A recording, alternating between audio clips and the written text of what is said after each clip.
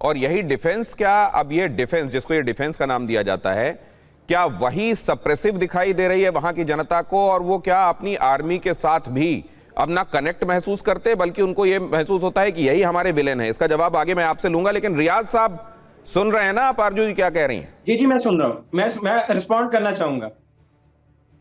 बोलिए बोलिए। सर देखिए, आपके माशाल्लाह जितने भी पार्टिसिपेंट हैं बहुत सीनियर हैं, लेकिन अनफॉर्चुनेटली वो ग्राउंड रियलिटी से वाकिफ नहीं है।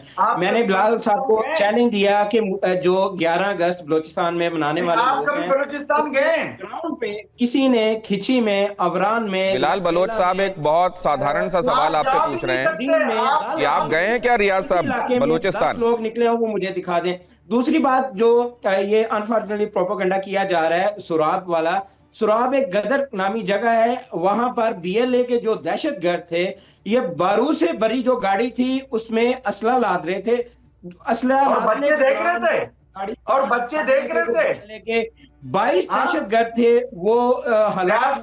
बच्चे देख रहे थे। वही हमारा F-16 जो फाइटर जेट है। बिलाल बलोच आपसे कुछ जानना चाह रहे हैं रियाज साहब, आप देखिए, अगर आप इनका जवाब दे पाए। एक तो वो ये पूछ रहे हैं कि आप गए हैं क्या, खुद बलूचिस्तान गए हैं क्या? दिखा दें F-16 थंडर जो हमारा त्यारा है, कहीं तो उड़ा होगा ना, किसी ने तो उसकी मोबाइल से फुटेज बनाई होगी, वैसे बनाई होगी। ये सिर्फ एक प्रोपोगंडा किया जा रहा है अनफॉर्चुनेटली, जिसमें हमारा जो हमसाया मुल्क है भारत है, उनका आप देखेंगे एक फिल्मी ज्ञान आपका पेज है, फिल्मी ज्ञान जो है एआई की फुटेज लगा के सुराब वाकये को पोर्ट्रे कर रहा है। हकीकत उसके बिल्कुल बरक्स है। आप देखें कि वो जो कंपाउंड था जहां पे बीएलए के दहशतगर्द मौजूद थे, वो जो एक तरफ आप रियाज साहब कह रहे हैं कि ये कुछ जगहों पर सोशल मीडिया में डाल दी जाती हैं बातें बस, और दूसरी तरफ कह रहे हैं कि F-16 ये तैयारा गया था तो किसी ने तो इसकी फोटो ली होगी।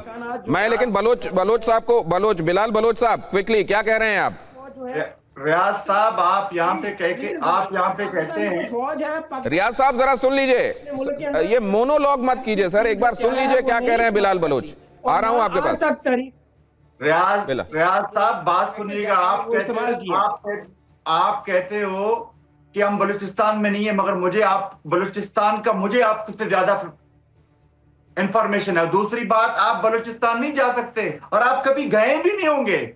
आप बिना फौज मेरे साथ आइए, आप मेरे साथ आइए, मैं आपको बलूचिस्तान लेके जाता हूं। बात कर रहे थे, मैंने बात नहीं बेला लेके जाता हूं, मैं आपको मस्तूम लेके जाता हूं, मैं आपको लेके जाता हूं, रियाज साहब लेके जाता हूं। रियाज साहब बिलाल बलोच जो कह रहे हैं सुन लीजिए, फिर उसका जवाब दीजिएगा प्लीज। थोड़ा डेकोरम कायम तो करें।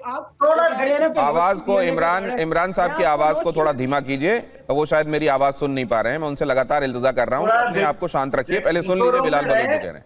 इमरान साहब डेकोरम में रहें। मैं ये कहना चाहता हूं कि आप 4 या 5 फौज की गाड़ियों के अलावा आप जा भी नहीं सकते बलूचिस्तान। आपको पता है कि वहां पे कौन सी आग आपने खुद लगाई है।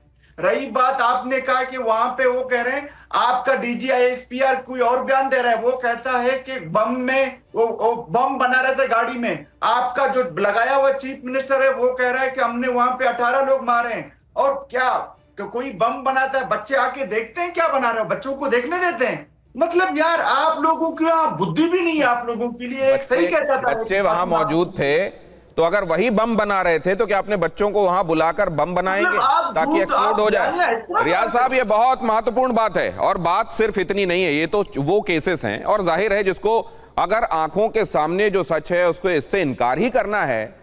जो सोया हुआ उसको जगाया जा सकता है, जो सोने का नाटक कर रहा हो उसको कभी नहीं जगाया जा सकता।